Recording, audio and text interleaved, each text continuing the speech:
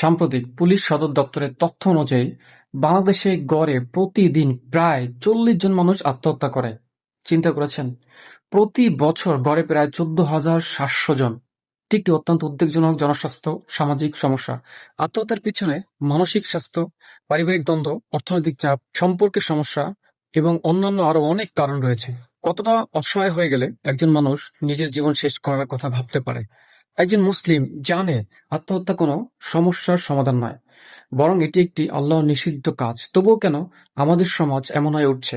কেন মানুষ বেঁচে থাকার আশা হারিয়ে ফেলছে? আল্লাহ সুবহানাহু ওয়া তাআলা বলেন, তোমরা নিজেদেরকে হত্যা করো না, নিশ্চয়ই আল্লাহ তোমাদের প্রতি পরম দয়ালু। সূরা আন-নিসার ২৯ নম্বর আয়াত।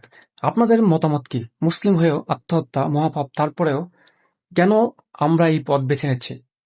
একজন মুসলিম যখন ধর্ম পালন থেকে, ইসলাম থেকে দূরে থাকে, প্রতিনিয়ত ছোটখাটো গুনাহ থেকে বড় গুনাহ জড়িয়ে পড়ে এবং সেই গুনাহে সে অটল থাকে, সীমা অতিক্রম করে, তখন তার মধ্যে দেখবেন প্রশান্তি থাকে না, সব জায়গায় অস্থিরতা কাজ করে।